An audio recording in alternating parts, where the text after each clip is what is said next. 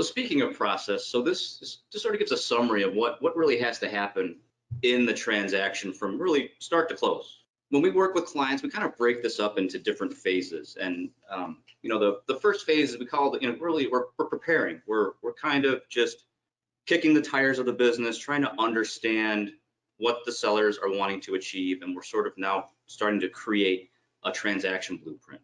Part of that blueprint is going to be valuation, and so we're going to be providing what I'll say valuation guidance to the selling shareholders, and looking at what a potential ESOP transaction could look like. In addition, we're putting together effectively sort of what I'll call a investment thesis, if you will. It's really positioning points of the company, trying to identify all the positives in the business, and then also what are potential, I want to say red flags, to treat it like it's going to be a potential deal risk. But if there are things like customer concentration or limited management succession, we want to know all those things ahead of time. That way we can kind of create kind of responses to them, because we know those are going to be questions down the line. Customer concentration. Yeah. And so there's a lot of different things that would go into preparing for the transaction. But assuming we go through the valuation, we go through the structuring, we're gonna leave the preparation process with effectively a blueprint. And at that point, now we're saying it's a go. Let's do this ESOP. We have the transaction we want to accomplish. Now what? Now this comes to assembling all the professional parties and getting them all lined up. And so we talked about the company side advisors. So if you have to retain maybe corporate counsel, audit firm for a Q of E, a TPA, all those different things, you want to do that pretty much right when you decide to go. You don't want to do that while you're in preparation, because if you're starting to spend advisor dollars when you're not sure that you want to move forward, it's probably not the wisest use of funds. And so once you decide to go, we have those conversations.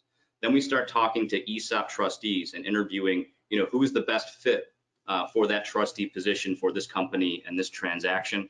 And then we'll start reaching out to different banks and lenders if there's going to be a need for financing on the transaction. And that could be just working with the existing bank, or in a lot of cases, we're tasked with raising capital. And so that's going out to 5-6 different financial institutions and seeing if they're interested in lending into the transaction. And so in part of that, there's going to be lender due diligence, because they're going to have questions if they're a new bank and want to understand what they're getting into.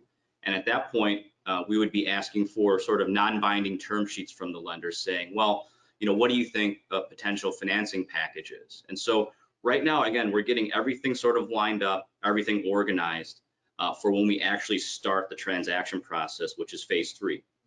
And so from there, the buyer, the trustee, needs to conduct its due diligence with its financial advisor and its own legal counsel.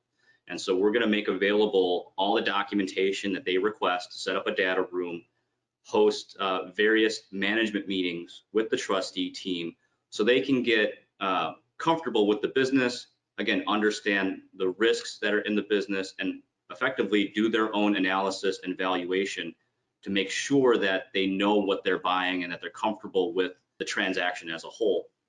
And so as we start that process, the corporate side is going to deliver a term sheet that basically outlines the transaction, purchase price, how it's going to be financed, all the kind of salient terms in that transaction. And then there's going to be a negotiation between the corporate side and the trust side.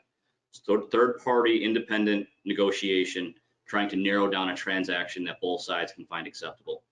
Once we agree on a term, then comes in the transaction execution. That's where a lot of the lawyers are going to start drafting all the documentation.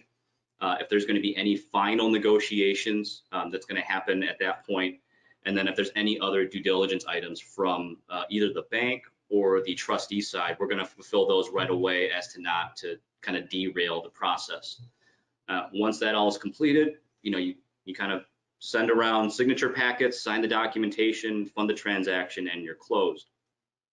I'll say this, once you start reaching phase 2, the clock's sort of ticking. And I say that not to put the company or our clients in a rush, but you'll see people in sort of the transaction business will say time is the enemy of all deals.